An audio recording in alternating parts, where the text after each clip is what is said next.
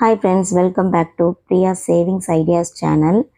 நம்ம சேனலில் நகை சேர்க்குறது, பணம் சேர்த்து எப்படி நகை வாங்குறது, மிடில் கிளாஸ் ஃபேமிலி எப்படி பட்ஜெட் போட்டு வாழ்கிறது, இந்த மாதிரியான பல யூஸ்ஃபுல் டிப்ஸ் நம்ம சேனலில் தொடர்ந்து வந்துகிட்டே இருக்கோம். உங்களுக்கும் கோல்டு சேவிங்ஸில் ஆர்வம் இருந்தால் கண்டிப்பாக எங்கள் சேனலுக்கு சப்போர்ட் பண்ணுங்கள். இன்றைக்கி நம்ம பார்க்க போகிறது கோல்டு லோனை பற்றி தான் பார்க்க போகிறோம்.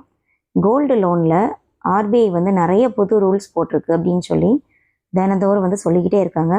அது என்னங்கிறத பற்றி தான் நம்ம இந்த வீடியோவில் பார்க்க போகிறோம். நான் நேற்று கனரா பேங்குக்கு போயிருந்தேன். என்னோடய ஜுவல் லோன் குறித்த சந்தேகங்கள்லாம் கேட்டு தெரிஞ்சதை தான் உங்களுக்கு நான் அப்டேட் பண்ணுறேன். ஃபஸ்ட்டு கோல்டு லோன் எதுக்காக நம்ம யூஸ் ஆகுது அப்படின்னு பார்த்தோம்னா, நம்ம நிலம் வாங்குறதுக்காகவும், அப்புறம் நமக்கு ஏதாவது ஒரு அவசர தேவை இருக்குன்னா அதுக்கு ஹெல்த் இஷ்யூஸ், ஹாஸ்பிட்டல் உடனே நிறைய பணம் கட்டணும் அப்படிங்கிற தேவை இருக்கும்போதும், ஒரு கடனை அடைக்கிறதுக்கும், வீடு கட்டுறதுக்கும் மெயினாக நமக்கு இந்த கோல்டு லோன் யூஸ் ஆகுது. ஏன்னா நமக்கு ரொம்ப சீக்கிரமே இதுக்கான பணம் நமக்கு ஈஸியாக கிடச்சிரும். இப்போ நம்ம நேஷ்னலைஸ்டு பேங்குக்கு போனோன்னா தான் நமக்கு எப்போவுமே வட்டி குறைவாக இருக்கும். ப்ரைவேட் பேங்க்ஸ் நிறையா இருக்குது. நம்ம அதுக்கெல்லாம் போனோம் அப்படின்னா நமக்கு அது தேவையில்லாத ஒரு கஷ்டத்தை கொடுக்கும். ஏன்னா அவங்க வட்டி அதிகமாக வச்சுருப்பாங்க. ஒவ்வொரு இஎம்ஐயும் நம்ம கரெக்டாக கட்டணும், இல்லைன்னா நகை ஏலத்தில் போயிருங்கிற டென்ஷன் இருக்குது. இதில் உடனடியாக நமக்கு நேஷ்னலைஸ் பேங்கில் பணம் கிடைக்கும். வட்டி குறைவாக இப்போ பார்த்தீங்கன்னா 1,00,000 ரூபா நம்ம வாங்கினோன்னா 7,000 ரூபா தான் வட்டி இருக்கும். 7 to 8% தான் நிறைய பேங்கில் வட்டி இருக்குது. ஸோ நம்ம ஒரு வருஷம் கழித்து 1,07,000 ரூபாயா திருப்பினா போதும் அப்படிங்கிறது நமக்கு ரொம்ப ஒரு திருப்திகரமாக இருக்கும். 7,000 ரூபா வட்டிங்கிறது ஒரு பெரிய விஷயமா இருக்காது மற்ற லோன் கூட நம்ம கம்பேர் பண்ணும்போது.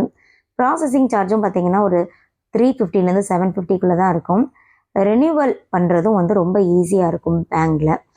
அதனால தான் நம்ம எப்போவுமே கோல்டு லோனுக்கு நம்ம அதை ப்ரிஃபர் பண்ணுறது.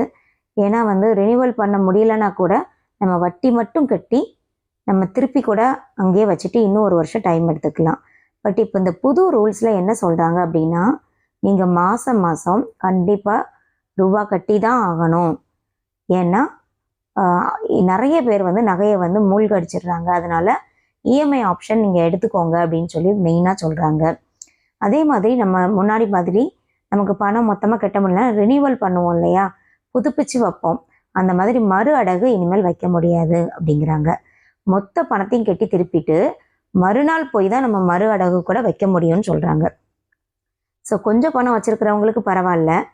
நிறைய ஒரு 2 லட்சம் 3 லட்சத்துக்கு வச்சுருக்கிறவங்க எப்படி மொத்தமாக கொண்டு போய் பணத்தை கட்டி திருப்புறதுங்கிற போது அது பாதிப்பாக தான் நம்ம பார்க்க வேண்டியது இருக்குது. இஎம்ஐ அப்படின்னு சொல்லி எல்லா இதுலேயுமே நம்ம இஎம்ஐ கட்டி டென்ஷனுக்குள்ளே தான் வாழ்கிறோம். இந்த நகை கடனாவது நமக்கு ரொம்ப ரிலாக்ஸாக இருந்தது. இப்போ அதையும் பறிச்சுக்கிட்டாங்கன்னு தான் சொல்லணும். அப்புறம் அலைச்சல், இன்றைக்கி ரினியூவல் பண்ணால் கூட நாளைக்கு வைங்க, அப்புறம் மாதம் மாதம் இஎம்ஐ கட்டுறதுக்கு வாங்க. ஆன்லைனில் சில பேங்க் வசதி பண்ணி கொடுக்குறாங்க, சில பேங்க்கில் நேரடியாக கட்ட சொல்கிறாங்க. இதனால் நமக்கு அலைச்சல்னால நமக்கு மன நெருக்கடி வருது. ஐயோ நமக்கு இஎம்ஐ கட்ட முடியலையா அப்படின்னு சொல்லி ஒவ்வொரு மாதமே நம்ம முன்னாடியெல்லாம் நகை லோன் வச்சுட்டு ப்ரைவேட் பேங்க்கில் தான் இந்த மாதிரிலாம் ரொம்ப நெருக்கடிக்குள்ளே இருப்போம். இப்போ கவர்மெண்ட் பேங்க்கில் நம்ம வந்தால் கூட நமக்கு இந்த டென்ஷன் தான் இருக்குது. இதனால் பாதிக்கப்படுறது யாருன்னு பார்த்தீங்கன்னா நம்ம மிடில் கிளாஸ் பீப்புள்ஸ் தான் இதில் பாதிக்கப்படுறது. நம்ம எப்போவுமே கோல்டை ஒரு லிக்விட் கேஷாக பார்ப்போம்.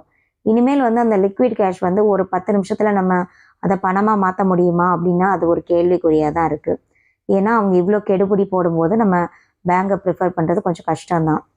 அட்வான்டேஜ் அப்படின்னு பார்த்தீங்கன்னா அதில் ஒன்று தான், நகைகள் எல்லாம் ஏலத்துக்கு போகாமல் நம்மளை மாதம் மாதம் பணம் கட்ட சொல்கிறதுனால நம்ம கண்டிப்பாக திருப்புறதுக்கான ஒரு வாய்ப்பு இருக்குது. அது ஒன்று தான் இதில் இம்பார்ட்டண்ட்டை ஒழிய மற்றபடி என்னை பொறுத்த அளவில் எல்லாருக்குமே இது ஒரு பெரிய டிஸ்அட்வான்டேஜ் தான். இது மற்ற லோன்ஸ் இருக்குது இல்லையா, அது மாதிரி நமக்கு பெரிய நெருக்கடியை தான் கொடுக்குது. மாதம் மாதம் இஎம்ஐ கட்டணும் அப்படிங்கிற மாதிரி நமக்கு ஒரு நெருக்கடியை கொடுக்கும்போது நம்ம ஏதோ ஒரு ஹவுசிங் லோன் வாங்கின மாதிரி நம்ம இதுலேயும் கஷ்டப்பட வேண்டியது தான் இருக்குது. அதுதான் நம்ம ஓவராலாக இந்த புது நியூ ரூல் படி நமக்கு இது சந்தோஷமாக கஷ்டமா அப்படின்னு பார்த்தோம்னா டிஸ்அட்வான்டேஜஸ் தான் இதில் நிறைய இருக்குது அப்படிங்கிறது தான் பொதுவாக நம்ம பார்க்க முடியுது. இந்த மாதிரி இப்படி மூழ்க போகிற நகையாக இருக்கிற பட்சத்தில் நம்ம வந்து திருப்பி நம்மளே அதை ஏலத்தில் தான் எடுக்க வேண்டிய நிலைமைக்கு நம்ம தள்ளப்படுவோம். அதனால நீங்களும் வந்து பேங்க்கில் உங்களோட நகையை வந்து அடகு வச்சுருந்தீங்கன்னா ஒரு டைம் நீங்கள் எந்த பேங்க்கில் வச்சுருக்கீங்களோ அதை போய் கண்டிப்பாக பாருங்கள். ஏன்னா வந்து புது ரூல்ஸ் அது இதுன்னு சொல்லி நகையை ஏலத்துக்கு கொண்டு போயிடுவாங்களோன்னு பயமாக இருக்குது. இந்த மாதிரியான நகையை பற்றின அப்டேட்ஸ் உங்களுக்கு வேணும்னா நம்ம சேனலில் மறக்காமல் சப்ஸ்கிரைப் பண்ணுங்கள், சப்போர்ட் பண்ணுங்கள். தேங்க்யூ.